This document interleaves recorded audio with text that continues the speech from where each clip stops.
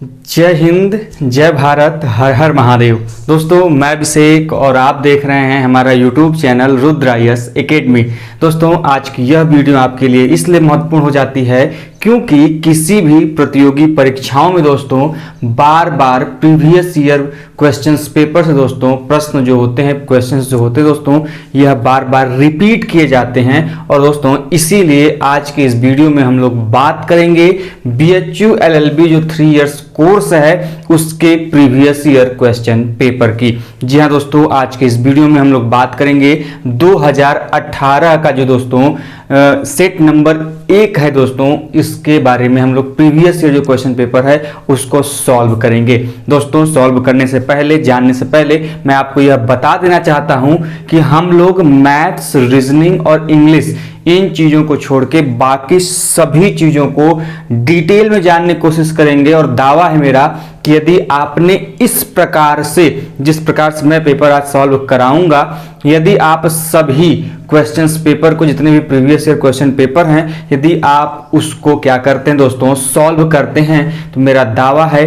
कि अब जब भी कोई भी प्रश्न मेरे दोस्त इस प्रीवियस ईयर क्वेश्चंस पेपर से पूछे जाएंगे तो आपका एक भी प्रश्न आपसे छूटने नहीं पाएगा, यह मेरा दावा है। तो दोस्तों, वीडियो को शुरू करने से पहले हमारे चैनल पर यदि आप नए हो और चैनल को सब्सक्राइब नहीं किया है मेरे दोस्त, तो चैनल को सब्सक्राइब करने के साथ ही बेल आइकन को प्रेस कर लें, जिससे कि दोस्तों आपके लिए यह वीडियो के साथ साथ अन्य वीडियो की नोटिफिकेशन भी आपके पास सबसे पहले पहुंच सके।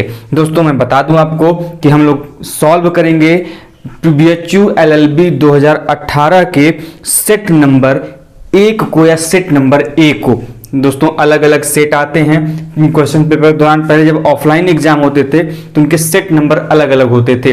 दोस्तों, अब तो हालांकि ऑनलाइन एग्जाम हो गया है, लेकिन आपको ध्यान रखना है, यदि आपको प्रीवियस ईयर क्वेश्चन पेपर चाहिए दोस्तों, तो आप हमें दिए गए व्हाट्सएप नंबर पर या फिर हमारे जो भी इंस्टाग्राम पेज है, फेसबुक पेज है, वहां से आप दोस्तों आप इसे पा सकते हैं।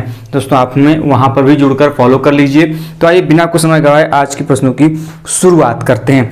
सबसे पहले हम अपने प्रश्नों की तरफ चलें 2018 के। तो दोस्तों, आपको लगभग 50 प्रश्न जो है दोस्तों शुरू के सेट नंबर 1 दोस्तों, यह मैथ्स और रीजनिंग के हैं, इसलिए हम इनको सॉल्व नहीं करेंगे क्योंकि इनके प्रश्न रिपीट नहीं होते हैं या फिर ना के बराबर होते हैं। तो इनको आपको इसका कॉन्सेप्ट समझना पड़ेगा, तभी आप इनको अलग प्रकार से समझ पाएंगे। हम अपने प्रश्नों की तरफ चलते हैं। जो क्वेश्चन नंबर 51 है वो ये कहता है कि प्लासी के युद्ध का स्थल क्या था।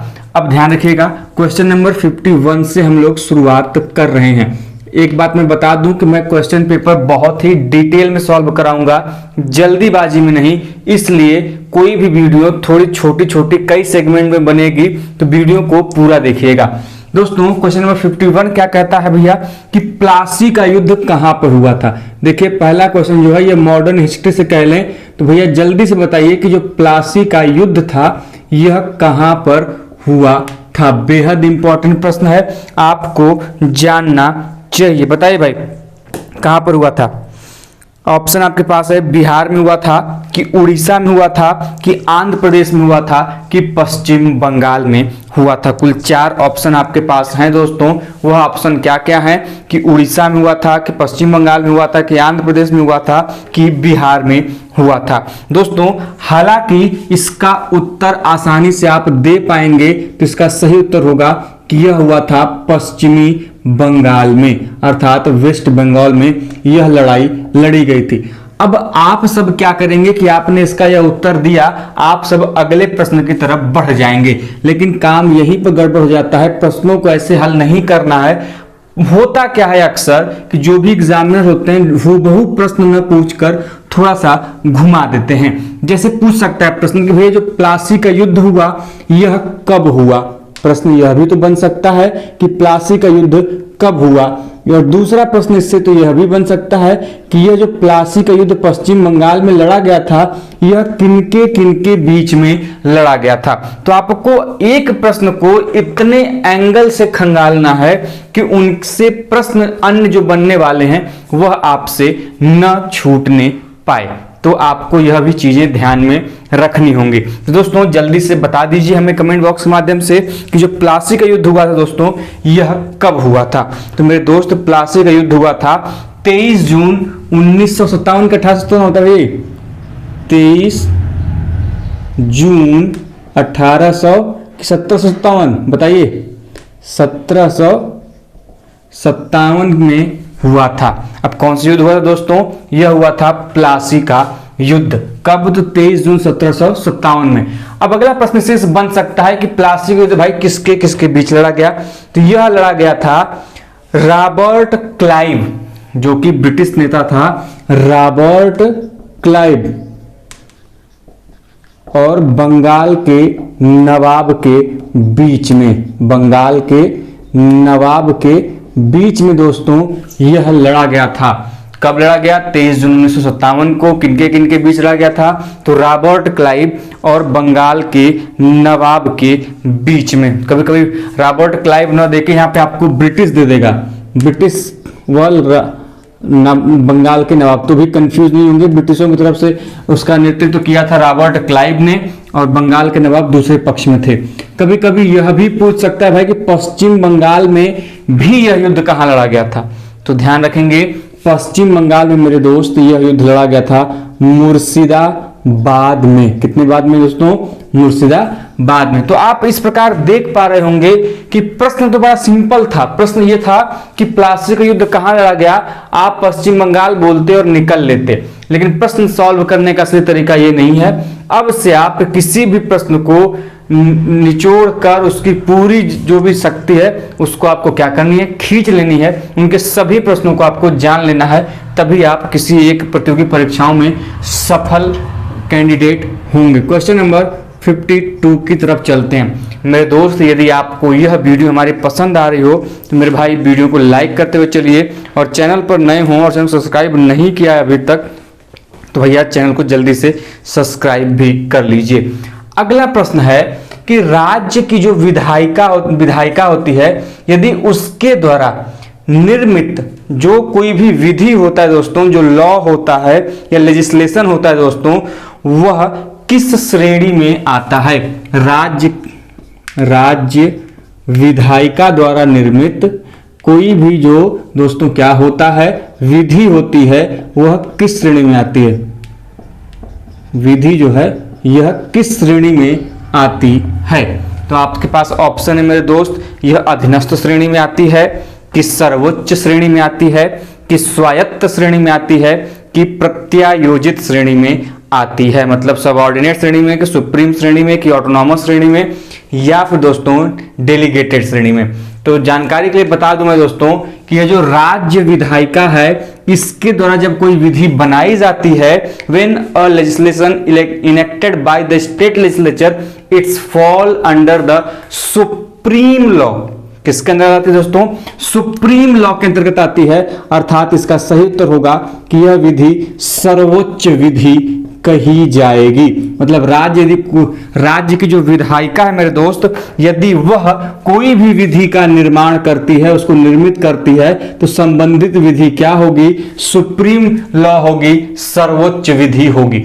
लेकिन ध्यान रखने योग्य बात यहां पर यह है, राज्य की विधायिका दोस्तों, जिस प्रकार हमारे देश में संसद होती है, हमारे देश की अपना क्या है, संसद है, जो कि क्या करती है, विधायकों के निर्माण करती, विधि का निर्माण करती दोस्तों। ठीक उसी प्रकार हमारे राज्य में भी संसद की भांति क्या होती है, राज्य विधायिका होती है। ठीक है दोस्तों, ध्यान रखिएगा।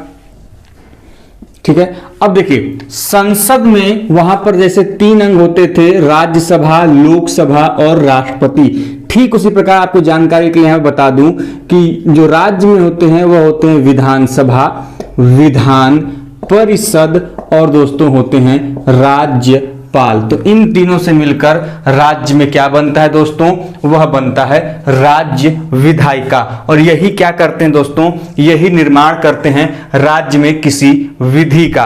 और राज्य जो विधि बनाता है वो अपने आप में क्या होता है, सर्वोच्च होता है, सुप्रीम होता है। उम्मीद करते हैं यह भी चीज आपको समझ में आ गई होगी। यदि वीडियो समझ में आ रहा हो मेरे भाई तो बार बार कहने की जरूरत ना पड़े, वीडियो को लाइक करते हुए चलिए, चैनल पर नए हो तो चैनल को सब्सक्राइब करते हुए भी चलिएगा। अगले प्रश्न तरफ चलते हैं, क्वेश्चन नंबर 53, जो कि कहता है कि भारत के किस उच्च न्यायालय में पहली महिला मुख्य न्यायाधीश बनी। तो भैया प्रश्न सिंपल सा है कि भैया भारत की पहली महिला उच्च न्यायालय की न्यायाधीश कौन थी। एकदम सिंपल सा प्रश्न है। प्रश्न क्या कहता है भाई कि कौन सी ये महिला थी जिन्हें सबसे पहली बार हाई कोर्ट का क्या बनाया गया था, न्यायाधीश नियुक्त किया गया था। प्रश्न सिंपल सा है, लेकिन प्रश्न यहां पर घुमा दिया है, पूछा है कि कौन से उच्च न्यायालय में, महिला का नाम नहीं पूछा है। तो प्रश्न महिला के नाम से भी पूछा जा सकता है, ठीक है। तो ध्यान रखिएगा, महिला जो थी वह थी जस्टिस लीला सेठ। कौन थी दोस्तों, जस्टिस लीला सेठ थी। यह प्रथम ऐसी महिला थी दोस्तों जिन्हें क्या किया गया था, न्यायाधीश में, किस न्यायालय में, तो उच्च न्यायालय में बतौर प्रथम महिला न्यायाधीश नियुक्त किया गया था। लेकिन प्रश्न ये नहीं है, प्रश्न ये है कि इन्हें आखिर नियुक्त किस न्यायालय में किया गया था पहली बार। तो वह न्यायालय था दोस्तों हिमाचल प्रदेश न्यायालय। कौन सा था दोस्तों, हिमाचल प्रदेश उच्च न्यायालय में दोस्तों लीला सेठ को पहली बार किसी महिला न्यायाधीश के रूप में एक हाई कोर्ट में क्या किया गया था, नियुक्त किया गया था। अब बात यहीं पर समाप्त नहीं होती, बात यहां पे तो उच्च न्यायालय को पूछ दिया है। यदि पूछ दे वहीं पर कि भैया ये बताइए कि सर्वोच्च न्यायालय में प्रथम महिला न्यायाधीश कौन थी, तब तो काम गड़बड़ हो जाएगा। और ये प्रश्न पूछता भी है, ऐसे रिलेटेड भी है। तो सर्वोच्च न्यायालय में यदि पूछेगा, सुप्रीम कोर्ट में यदि पूछेगा, तो आपको ध्यान रखना है वह थी फातिमा बीबी। कौन थी दोस्तों, फातिमा बीबी। जस्टिस फातिमा बीबी प्रथम ऐसी महिला थी जिन्हें सर्वोच्च न्यायालय में बतौर एक न्यायाधीश के रूप में नियुक्त किया गया था। वहीं पर यदि आपके हाई कोर्ट के बारे में पूछेगा, उच्च न्यायालय के बारे में पूछेगा, तो हिमाचल प्रदेश में पहली नियुक्ति हुई थी और वह महिला थी जस्टिस लीला सेठ। आपको ध्यान रखना है, हम जल्दी से बताइएगा हमें। एक बात और बता दें मैं कि जो हिमाचल प्रदेश उच्च न्यायालय है जहां पर लीला सेठ की प्रथम बार नियुक्ति की गई थी एज अ महिला न्यायाधीश, इसका स्थापना हुआ था 1971 में। कब हुआ था इस न्यायालय की स्थापना, 1971 में स्थापना इसकी कर दी गई थी। दोस्तों उम्मीद करता हूं ये सभी चीजें आपको समझ में आ रही होंगी। अब देखिए, हम लोग जो बीएचयू है यह कहां पर स्थित है, उत्तर प्रदेश में स्थित है। उत्तर प्रदेश राज्य में वाराणसी में स्थित है। तो उत्तर प्रदेश में स्थित होने के कारण बार बार इनके प्रश्नों में हम लोगों को एक प्रश्न दिखाई देता है इलाहाबाद उच्च न्यायालय से, कि इलाहाबाद उच्च न्यायालय की स्थापना कब हुई थी। यह प्रश्न हमें बार बार दिखाई देता है मेरे दोस्त। तो आपको ध्यान रखना है कि इलाहाबाद जो उच्च न्यायालय है इसकी स्थापना कब हुई थी, हमें जल्दी से कमेंट बॉक्स में कमेंट करके आपको यह बताना है। यह आपके लिए प्रश्न है दोस्तों। तो इस प्रकार से आपको प्रश्न सॉल्व करते हुए चलने हैं। और एक सबसे महत्वपूर्ण बात जब उच्च न्यायालय की आ ही गई है कि भैया सबसे पुराना उच्च न्यायालय कौन सा है और इसे कब स्थापित किया गया, यह प्रश्न कई बार पूछता है। तो देखिए मेरे दोस्त, अब हम जो पढ़ा रहे हैं, आपको मेरा दावा है कि ऐसे कोई नहीं पढ़ाता होगा। आपको सीधे प्रश्न बोले जाते होंगे, टिक लगाए जाते होंगे, हो सकता है कि पर्टिकुलर उसी चीज के बारे में बताया जाता होगा और आपको आगे बढ़ गए जाते होंगे लोग। तो आपको ऐसे नहीं पढ़ना है, आपको डिटेल में पढ़ना है। सबसे पुराना जो उच्च न्यायालय है वह कौन सा है मेरे दोस्त, वह है कलकत्ता हाई कोर्ट। कौन सा है, कलकत्ता हाई कोर्ट। इसे कब स्थापित किया गया था बताइए, 1862 ईस्वी में, 1862 में इसे स्थापित किया गया था। क्वेश्चन नंबर 54 की तरफ बढ़ते हैं। क्वेश्चन नंबर 54 क्या कहता है भाई? क्वेश्चन नंबर 54 कहता है कि संसद का अधिवेशन कौन बुलाता है? संसद का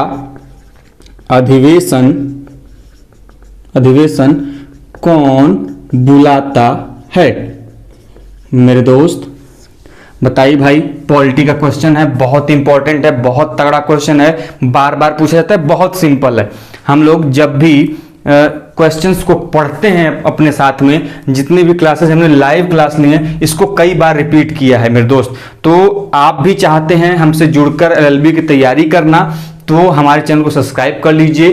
कुछ ही समय में अर्थात 1 अप्रैल से दोस्तों हम लोग एलएलबी का नया बैच स्टार्ट कर रहे हैं, आप हमसे वहां पर जुड़कर पढ़ सकते हैं। दोस्तों देखिए, बात आ गई संसद के अधिवेशन की, लेकिन संसद का कैसा अधिवेशन भैया? तो सिंपल से यहां जान लीजिए, प्रश्न पूछा है संसद का अधिवेशन, तो कुल मिलाकर इसके कहने का मतलब है संसद के संयुक्त अधिवेशन से, जिसको हम लोग ज्वाइंट सिटिंग ऑफ पार्लियामेंट के नाम से भी क्या करते हैं, जानते हैं। देखिए अब यहां पे इससे कुछ प्रश्न बनेंगे। पहला प्रश्न आपके सामने पूछ दिया है कि कौन बुलाता है, तो भैया इसका हम सिंपल सा उत्तर दे देना, तो इसका सिंपल सा उत्तर होगा कि भैया कि बुलाते तो हैं हमारे देश के राष्ट्रपति महोदय। कौन बुलाते हैं? President of India.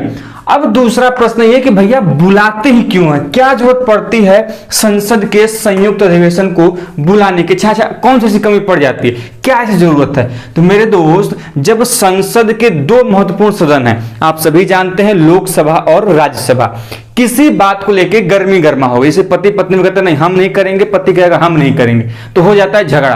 तो फिर भाई मध्यस्थता कौन करता है? चाहे उनकी सासू माँ करेंगी, चाहे उनकी कोई दोस्त करेगी। तो सिंपल सी बात है कि बात सुलझ जाए, काम आगे बढ़ जाए, काम में देरी ना हो, राष्ट्रपति महोदय क्या करते हैं, जब देखते हैं कि संसद के दोनों सदनों में किसी बात को लेकर, किसी विचार को लेकर मतभेद उत्पन्न हो गया, तो उस कंडीशन में संसद का संयुक्त अधिवेशन बुलाया जाता है। और बुलाता कौन है? वह व्यक्ति हैं देश के राष्ट्रपति। ठीक है भाई, बुला लिए गए।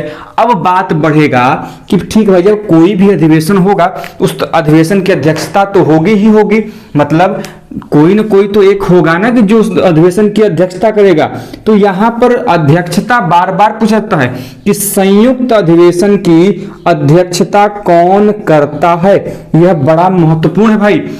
पत्नी होती है डोमिनेंट। हम तो मानते हैं कि एक परिवार में यदि परिवार है, पति पत्नी और अन्य है, तो उसमें पत्नी के पास अधिकार ज्यादा होते हैं, चुप मार के बेचारे पति को मुंह लटका के बातों को सुनना पड़ता है। तो ठीक उसी प्रकार समझ लीजिए कि लोकसभा के पास यह अधिकार है, या फिर कह ले कोई विशिष्ट शक्ति है कि वह संसद के संयुक्त अधिवेशन की क्या करता है, अध्यक्षता करता है। वो भी कौन? तो वह करता है दोस्तों लोकसभा अध्यक्ष, जिसको हम लोग लोकसभा स्पीकर के रूप में भी जानते हैं। वहीं पर तीसरा प्रश्न इससे यह भी बन जाता है भाई कि जो संसद का संयुक्त अधिवेशन है, इसे किस अनुच्छेद में वर्णित किया गया है, अर्थात किस अनुच्छेद के तहत यह बुलाया जाता है। तो दोस्तों यह बुलाया जाता है अनुच्छेद 108 के अंतर्गत। तो दोस्तों देखिए, प्रश्न 1 था, हम लोगों ने इससे 4 प्रश्न निकाल के पढ़े हैं। तो दोस्तों उम्मीद करते हैं ऐसी वीडियोस आपके काम की होंगी। यदि वीडियो आपके काम की लग रही हो तो कुछ नहीं करना है, जल्दी से शेयर वाली बटनिया पे जाकर क्या कर देना है, टिप देना है कि जिससे वीडियो का जो तुरंत से धड़ से फॉरवर्ड हो जाए। ठीक, गुड गुड। आगे बढ़ते हैं क्वेश्चन नंबर 55 की तरफ। ध्यान रखिएगा, मैं यहाँ पर 55वां क्वेश्चन नहीं करा रहा हूँ, 51 से शुरू किया है, 55 की तरफ चल रहे हैं। देख रहे हैं कि प्रश्न सॉल्व करने में ऐसे किए जाते हैं। अगला प्रश्न है कि संविधान के किस भाग में कल्याणकारी राज्य की अवधारणा मिलती है? भाई लीजिए, पॉलिटिकल का क्वेश्चन है, कल्याणकारी राज्य की अवधारणा। इंपॉर्टेंट है ना, बहुत ज्यादा इंपॉर्टेंट है, पढ़ाए भी हैं हम इसको। इसकी वीडियोस आपके जाएंगे चैनल पे तो वहां पे आसानी से मिल जाएगी। ऑप्शन आपके पास है कि कल्याणकारी राज्य की अवधारणा हमें कहां पर मिलती है? प्रस्तावना में मिलती है क्या? नहीं मिलती। मूल अधिकारों में मिलती है क्या? नहीं मिलती। मूल अधिकार नागरिकों के जीवन के स्तर को उच्च बनाने के लिए एवं उनके अधिकारों को संरक्षित करने के लिए दिए गए हैं, न कि कल्याणकारी राज्य की अवधारणा दर्शाते हैं। तीसरा है भाई मूल कर्तव्यों में है क्या, नहीं नहीं नहीं नहीं। और चौथा बचा नीति निर्देशक तत्व, directive principles of the state दोस्तों, तो वह बिल्कुल जी हाँ। तो राज्य की जो कल्याणकारी अवधारणा है यह कहाँ पर निहित है दोस्तों, तो यह निहित है नीति निर्देशक तत्वों में। लीजिए आ गया ना। अब देखिए उत्तर तो हमको मिल गया, हमको और आपको इस चीज का उत्तर मिल गया, लेकिन बात यहां पर समाप्त ऐसे ही नहीं होती। बात प्रश्न यहां पर फंस जाता है कि भैया नीति निर्देशक तत्व हमारे संविधान में कहां पर वर्णित हैं। तो मेरे दोस्त आर्टिकल 36 से लेकर आर्टिकल 51 के बीच में किन्हें परिभाषित किया गया है, वह परिभाषित किया गया है राज्य के नीति निर्देशक तत्वों को अनुच्छेद 36 से 51 के बीच में। दूसरा प्रश्न पूछ देता है भाई कि जो राज्य के नीति निर्देशक तत्व हैं इन्हें कहां से लिया गया है, किस देश से लिया गया है, या फिर नीति निर्देशक तत्वों के स्रोत क्या हैं, बहुत इंपॉर्टेंट है। तो नीति निर्देशक तत्व लिए गए हैं हमारे आयरलैंड देश से। कहां से लिया गया भाई, आयरलैंड देश से लिया गया है। आपको ध्यान रखने हैं, हम लोगों ने जब डिटेल में नीति निर्देशक तत्व पढ़ा था तो 36 से 51 के बीच में जितने भी इंपॉर्टेंट आर्टिकल्स थे हमने उनकी चर्चा बहुत डिटेल में की है, बारीकी से की है। आप चाहें तो हमारे उस वीडियो को जाके देख सकते हैं, जैसे कि ग्राम पंचायत का संगठन है, एक समान नागरिक संहिता है, उच्च पोषाहार है, जो आपकी इमारतें हैं उनको संरक्षित करने का प्रावधान है, निःशुल्क विधिक सहायता है, उसके अलावा अंतर्राष्ट्रीय शांति एवं सुरक्षा है। यह सभी प्रावधान इन्हीं के अंतर्गत आते हैं। दोस्तों यदि आप चाहते हैं इन चीजों को जानना और इनसे प्रश्न भी बनते रहे हैं तो जल्दी से जाइए आप हमारे उस वीडियो को देखिए और समझने का प्रयास करिए। क्वेश्चन नंबर 56 की तरफ चलते हैं। क्वेश्चन नंबर 56 क्या कहता है मेरे दोस्त, क्वेश्चन नंबर 56 है, यह आपका क्वेश्चन है लीगल टर्मिनोलॉजी से। जी हाँ दोस्तों, आपके लॉ के पेपर में लीगल टर्मिनोलॉजी और फ्रेजेस, जिसको हम लोग लीगल टर्म्स एंड मैगजीम्स या फिर लीगल फ्रेजेस कहते हैं, उनसे प्रश्न हर साल बनते हैं दोस्तों। तो टर्म क्या है भाई, टर्म है लेक्स लोसी। लेक्स लोसी दोस्तों, लेक्स लोसी का मतलब पूछा है, पर्याय पूछा है। What is the meaning of lex loci, अर्थात लेक्स लोसी का अर्थ क्या है दोस्तों। सिंपल से इसका मतलब जान लीजिए। लेक्स लोसी मतलब होता है law of the land. Law of the land मतलब आप जहां पर स्थित हैं, आप जिस भूमि पर निवास करते हैं, वहां का जो नियम कानून होता है वह क्या कहलाता है, वह कहलाता है लेक्स लोसी। मतलब आप एग्जाम्पल्स में समझाऊं आपको कि आप अपने भारत देश में हैं तो भारत का अपना अलग नियम कानून है, उत्तर प्रदेश का कुछ मामलों में अलग नियम कानून होगा, तो वह आपकी अपनी भूमि के अनुसार, अपने क्षेत्र के अनुसार वह क्या है, आपका अपना नियम है। That is called lex loci. अब आप अमेरिका में चले जाएं तो जो नियम भारत में लागू होते हैं क्या वही नियम अमेरिका में लागू होंगे, नहीं होंगे। उनका अपना नियम होगा अपने भूमि क्षेत्र पर। तो वही तो मतलब अपनी भूमि क्षेत्र पर जो अपना नियम अधिकार होता है, नियम होते हैं, वह कहलाते हैं लेक्स लोसी। इसका मतलब होता है राष्ट्र का कानून। हिंदी में बोल रहे हैं इसको तो क्या बोलते हैं दोस्तों, हिंदी में बोलते हैं राष्ट्र का कानून। ध्यान रखिएगा, प्रश्न दोस्तों ऐसे पूछे जाते हैं। हमने बड़े डिटेल में लगभग 10 वीडियोस के माध्यम से लगभग दोस्तों हमने 200 plus legal terms and maxims को with example and illustration cover किया हुआ है। आप जाइए और वहां पर उन प्लेलिस्ट में जाकर इन चीजों को देख के समझने का प्रयास करिए। क्वेश्चन नंबर 57 की तरफ चलते दोस्तों। क्वेश्चन नंबर 57 कहता है कि संविधान के तीसरे भाग में शिक्षा का अधिकार शामिल किया गया है तो किस संविधान संशोधन के द्वारा किया गया है। भाई प्रश्न क्या है कि जो शिक्षा का अधिकार है मतलब राइट टू एजुकेशन, तो भैया शिक्षा का अधिकार इसे कब शामिल किया गया। हमें जानकर बड़ा आश्चर्य आपको होना चाहिए, हमें सब अधिकार तो दिए गए लेकिन शिक्षा का अधिकार मूल संविधान में नहीं था। बाद में सरकार को इसकी आवश्यकता महसूस हुई, नागरिकों में इसके प्रति रोष दिखा और इसकी जरूरत दिखी दोस्तों, तो भारतीय संविधान में संविधान संशोधन करके क्या किया गया, शिक्षा का अधिकार जोड़ा गया। अब संविधान संशोधन क्या है यह भी जान लीजिए। होता कुछ यूं है कि मान लीजिए हमने किसी चीज को बना के खाका तैयार कर दिया, जब हमने उस चीज को बनाया तब उस चीज की आवश्यकता नहीं थी, तो हमने आराम से बना के तैयार कर दिया। लेकिन जब समय के साथ कालचक्र आगे बढ़ा, समय बदलता गया, तो आप लोगों ने जानते होंगे कि समय के साथ परिवर्तन होता है। तो समाज में समय के साथ परिवर्तन हुआ और मांग बढ़ी कि हमें क्या करनी चाहिए, इस चीज में बदलाव क्या करना चाहिए। तो जो बदलाव करते हैं, उसमें जो सुधार करते हैं, वही कहलाता है संशोधन।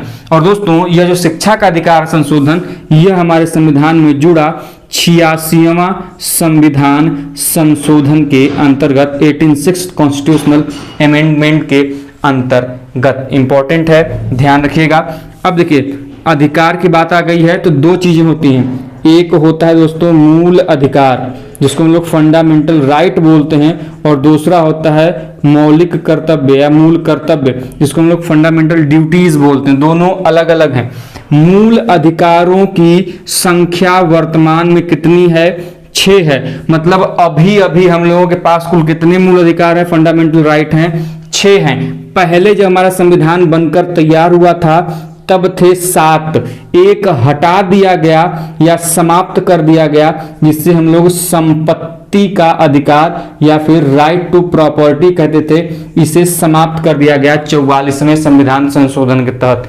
जब समाप्त कर दिया गया तो 7 में से घटा दीजिए, 6 हो गया ना। अब मूल कर्तव्य क्या है भाई, मूल कर्तव्य अब वर्तमान में कितने हैं, 11 हैं। पहले कितने थे, पहले 10 थे, एक नया क्या करा गया है, जोड़ा गया है कि 45 वर्ष तक के बच्चों को, मतलब 6 से 14 वर्ष तक के बच्चों को क्या करना चाहिए, उनको शिक्षा दी जानी चाहिए। तो यह जोड़ा गया, इसी में ध्यान रखेंगे आप लोग। तो कुल कितने हो गए, पहले 10 थे, वर्तमान में 11 हो गए। आपको पूछ लेता है कि मूल अधिकार किस देश से लिए गए हैं, तो दोस्तों मूल अधिकार लिया गया है यूएसए से। वहीं पर मूल कर्तव्य पूछता है तो मूल कर्तव्य लिया गया है दोस्तों यह कहां से, रूस से, जहां पर रूस यूक्रेन का भी युद्ध हो रहा है दोस्तों, वही रूस से हम लोग फंडामेंटल ड्यूटीज को लेते हैं। एक अन्य महत्वपूर्ण बात कि जो यह मूल अधिकार और मूल कर्तव्य है, आखिर इनमें अंतर क्या है। तो मेरे भाई यदि आपका मूल अधिकार का कोई उल्लंघन करता है, जैसे कि मान लीजिए अभी हमने बताया कि शिक्षा का अधिकार आपका एक मूल अधिकार है, तो यदि आपको मूल अधिकार का हनन होगा तो आप उस अधिकार को पाने के लिए कि हमको यह अधिकार नहीं मिल रहा है, आप कोर्ट का दरवाजा खटखटा सकते हो और कोर्ट आपके लिए उस समय एकदम पहले नंबर पर खड़ी रहेगी। मतलब क्या है भाई कि जैसे मान लीजिए शिक्षा का अधिकार है, अब आपको कोई पढ़ने से रोक रहा है, अधिकार आपका है शिक्षा का अधिकार और पढ़ने से रोक रहा है, तो उस कंडीशन में आप कोर्ट के पास जा सकते हो कि माय लॉर्ड हमें पढ़ने से रोका जा रहा है और हमारा शिक्षा क्या है, एक अधिकार है। तो उस कंडीशन में न्यायालय आपको क्या करेगा, संरक्षण प्रदान कराएगा, न्यायालय आपकी तरफ से क्या करेगा, लड़ेगा, उसको आपका वो अधिकार दिलाएगा। लेकिन मूल कर्तव्य के कंडीशन में ऐसा नहीं है। मूल कर्तव्य बस प्रिस्क्राइब कर दिए गए हैं, बता दिए गए हैं कि यह आपका कर्तव्य है, आप इसे करें या ना करें यह आप पर निर्भर करता है। और ऐसा नहीं है कि आप नहीं कर रहे हैं तो आपके खिलाफ कोई व्यक्ति क्या करेगा, जाके कोर्ट में केस कर देगा और आपके पर दबाव बनाएगा। जी नहीं, इसमें कोर्ट कुछ नहीं कर सकता, क्योंकि मूल कर्तव्य वाद योग्य नहीं होते, इसीलिए कोर्ट में इनके खिलाफ कोई प्रावधान नहीं है। जबकि मूल अधिकार वाद योग्य होते हैं, इसीलिए हम इनके खिलाफ कोर्ट में जा सकते हैं। क्वेश्चन नंबर 58 की तरफ चलते हैं मेरे दोस्त, ध्यान रखिएगा। क्वेश्चन नंबर 58 कहता है कि मूल कर्तव्यों को संविधान में कब समाहित किया गया। देखिए प्रश्न अगला वही आ गया, हम लोगों ने भी बात की थी।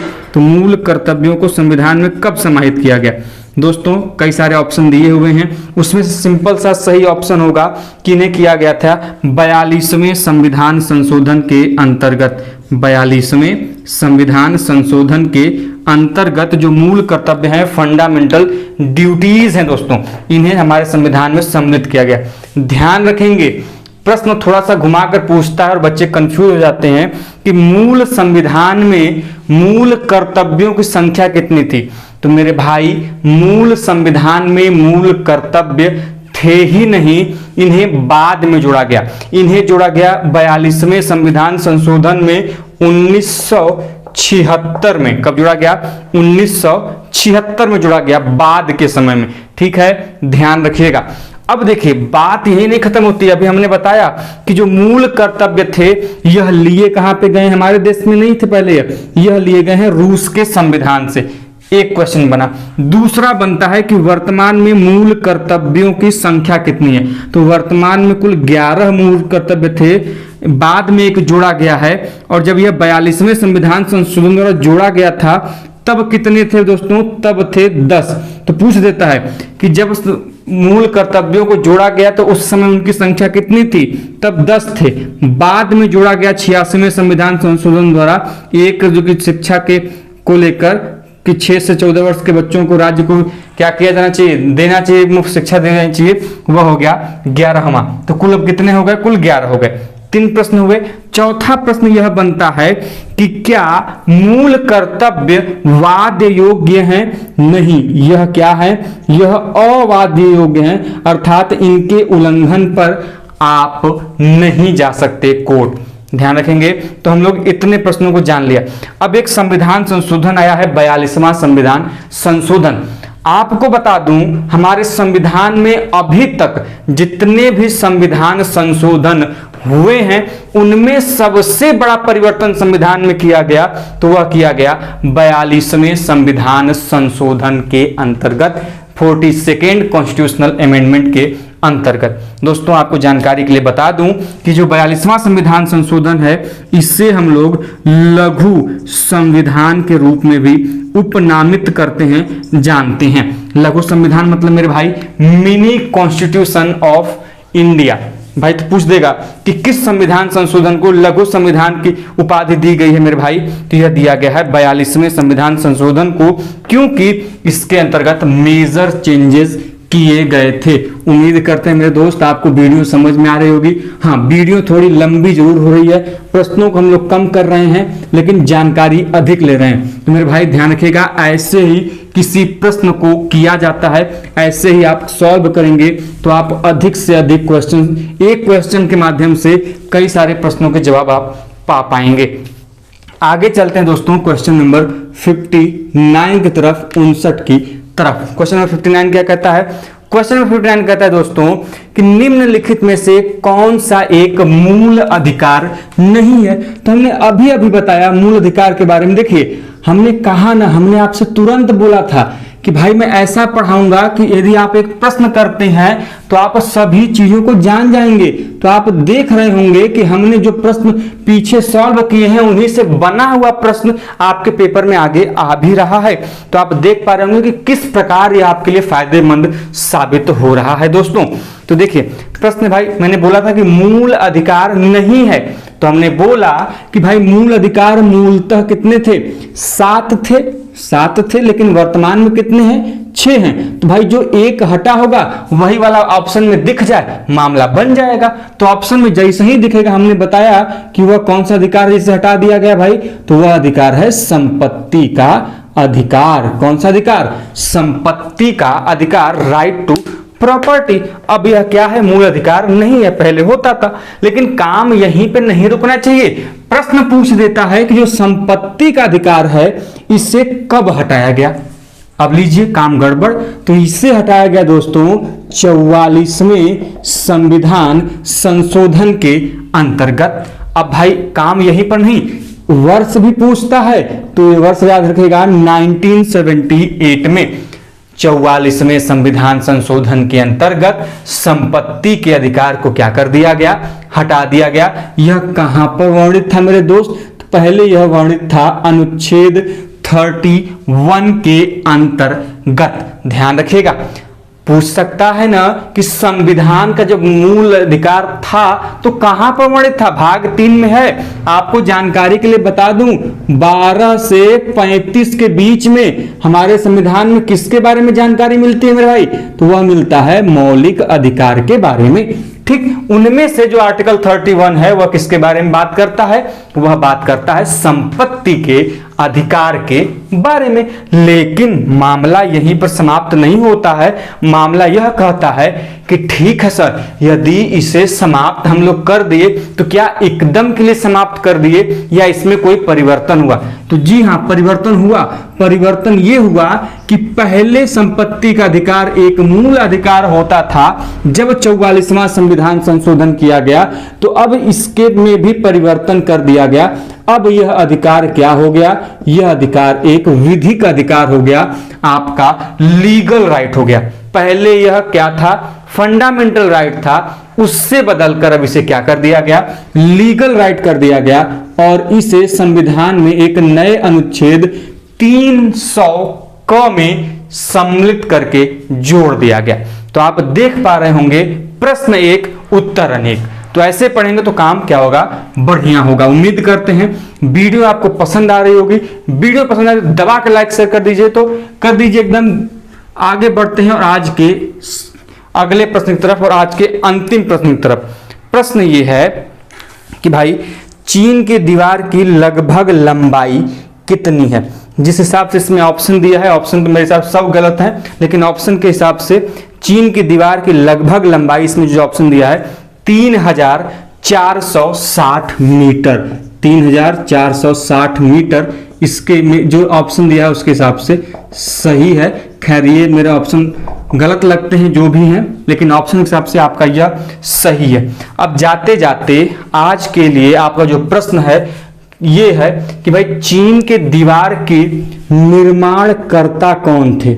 निर्माणकर्ता कौन थे? या तो राजवंश का नाम बता दीजिए या तो हमें उस राजा का नाम बता दीजिए। तो जल्दी से हमें कमेंट बॉक्स के माध्यम से इसका नाम बताइए, क्योंकि यह प्रश्न जो हमने अभी पूछा यह अगले किसी पेपर में जरूर देखने को मिलेगा। मैंने पेपर सॉल्व कराया है इसलिए मैं पूछ रहा हूं। तो चीन के जो दीवार है उसके निर्माणकर्ता कौन सा राजवंश था या फिर राजा था, आपको यह कमेंट बॉक्स के माध्यम से बताना है।